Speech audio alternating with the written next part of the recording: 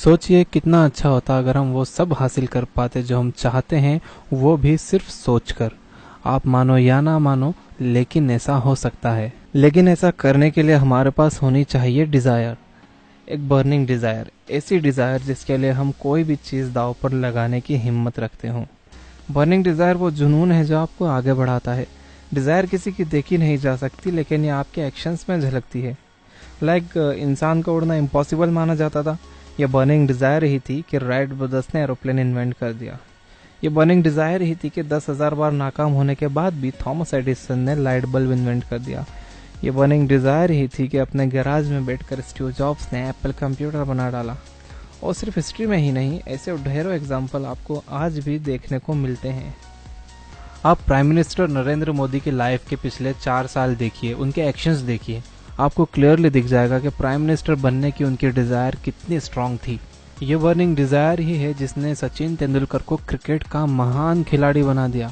ये burning desire ही है जिसने एक मिडिल क्लास लड़के अब्दुल रहमान को शाहरुख खान बना दिया। जिंदगी में कुछ भी पाने के लिए एक स्ट्रांग डिज़ायर होना बेहद ज़रूरी है। डिज़ायर को रियलिटी में बदलने का एक तरीका है। मैं आपको पैसों का एग्जाम्पल देकर बताता हूँ। मान लीजिए आपको पैसा चाहिए। आपको जितना भी पैसा चाहिए उसका एग्जैक्ट फिगर अपने दिमाग में सोच लो या पेपर पर लिख लो, जिसको पाने की आप में बर्निंग डिज़ायर है। सिर्फ ये कहना काफ़ी नहीं है कि मैं ढेर सारा पैसा चाहता हूँ, एक एग्जैक्ट फिगर अपने दिमाग को बताना बहुत ज़रूरी है।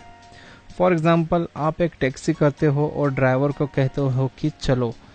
ड्राइवर पूछेगा कि कहाँ जाना है। आप कहोगे कि नहीं, बस चलो, मुझे तो बस जाना है, मुझे कहीं ना कहीं तो जाना है। Is it possible? क्या यह प्रैक्टिकल लगता है? बिल्कुल नहीं। जब तक आप ड्राइवर को एक एग्जैक्ट एड्रेस नहीं बताओगे कि मुझे उस रोड पर या उस दुकान पर जाना है, तब तक आप वहां नहीं पहुंच सकते। इसी तरह आपको अपने दिमाग को बहुत क्लियरली बताना होता है कि आप कितना पैसा कमाना चाहते हो, और आप कहते हो कि आपको ढेर सारा पैसा चाहिए। तो एक बार फिर सोचिए, क्योंकि कुछ लोगों के लिए 5,000 ढेर सारा होता है, तो कुछ लोगों के लिए 5 करोड़ भी ढेर सारा नहीं होता। वहीं कुछ लोगों के लिए 5 करोड़ ढेर सारा होता है, तो कुछ लोगों के लिए 500 करोड़ भी ढेर सारा नहीं होता। आपके हिसाब से वो ढेर सारा पैसा कितना है, उसकी एग्जैक्ट फिगर अपने दिमाग को बताइए।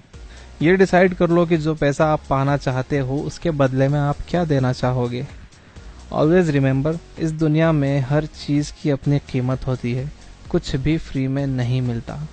एक एग्जैक्ट डेट फिक्स कर लो जब तक आप अपना चाहा हुआ पैसा हासिल कर लोगे। मैं आपको हॉलीवुड स्टार जिम कैरी का रियल लाइफ एग्जांपल बताता हूँ। 1990 में जब Hollywood star Jim Carrey as a comedian struggle कर रहे थे, तो उन्होंने अपने नाम एक चेक बनाया। उस पर 5 साल की डेट डालकर $10 मिलियन अमाउंट लिख दिया, और साथ में लिख दिया फॉर एक्टिंग सर्विसेज रेंडर्ड, और उस चेक को अपने वॉलेट में रख लिया। वो डेली उस चेक को देखते थे और डेडिकेटेड, मोटिवेटेड और कमिटेड रहते थे। और फिर धीरे धीरे उनके डेडिकेशन और कमिटमेंट के कॉम्बिनेशन के साथ उन्हें मूवीज़ मिलना शुरू हुई।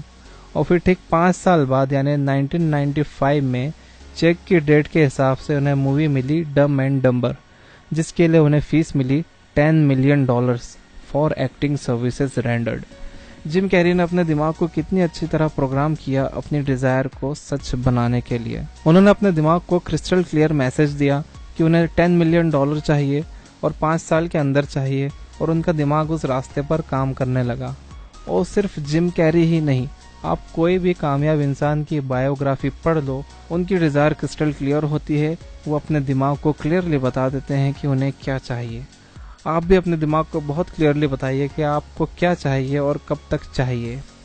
अब आप एक स्ट्रेटेजी बनाओ कि आप किस तरह अपनी बर्निंग डिजायर को सच करोगे, और फिर चाहे आप तैयार हों या ना हो, एकदम जुट जाइए उस स्ट्रेटेजी पर एक्शन लेने के लिए। अब होगा ये कि आपका हर एक्शन एक रिजल्ट प्रोड्यूस करेगा। ज़रूरी नहीं है कि ये वही रिजल्ट हो जो आप चाहते हो। जब हमें वो रिजल्ट नहीं मिलता जो हम चाहते हैं, तो हमारी डिज़ायर हम छोटी कर लेते हैं। फॉर एग्ज़ाम्पल, हमारा डिज़ायर्ड रिजल्ट था एग्ज़ाम्स में 90% लाना। हमने स्ट्रेटेजी बनाई, एक्शंस लिए, और रिजल्ट आया 60%। अब जनरली हम सोचते हैं कि 90% नहीं ला सकते, सेकेंड एग्ज़ाम में अपनी डिज़ायर छोटी करके 70% एक्सपेक्ट करते हैं। ऐसा मत करिए। अगर आप वो रिजल्ट प्रोड्यूस नहीं कर पा रहे जो आप चाह रहे हो, तो अपनी स्ट्रेटेजी बदलो, जिससे आपके एक्शंस बदलेंगे और एक्शंस बदलने से आपके रिजल्ट भी बदलेंगे। कई बार होता यह है कि डिज़ायर क्लियर होने के बाद भी हम वो हासिल नहीं कर पाते जो हम चाहते हैं। मैं आपको एक और एग्जांपल देता हूँ। आपको कहीं जाना है, आपके दिमाग में क्लियर है कि आपको कहाँ जाना है, आप पूरे डेडिकेशन और एनर्जी के साथ चलते हो, but instead of taking right आप लेफ्ट टर्न ले लेते हो और कहीं और पहुंच जाते हो। आप फिर शुरू से कोशिश करते हो पूरे डेडिकेशन एंड कमिटमेंट से, बट अगेन आप लेफ्ट टर्न ले लेते हो, फिर आप कहीं और पहुंच जाते हो। ऐसा 5-6 बार करने के बाद आपकी फैमिली और रिलेटिव भी आपको तसल्ली देने लगते हैं कि हाँ तुमने तो बहुत कोशिश की, अब जो मिला उस पर सब्र कर लो। और ज़्यादातर केसेस में हम उस पर सब्र भी कर लेते हैं, लेकिन इंसान ऐसा नहीं बना है। वो सब्र करने से पहले ब्लेम करता है लोगों को, सिचुएशंस को, फैमिली को, लक को और फाइनली गॉड को। मेरी फैमिली ठीक नहीं थी, नहीं तो मैं वो पा लेता, मेरे दोस्तों ने मुझे धोखा दिया।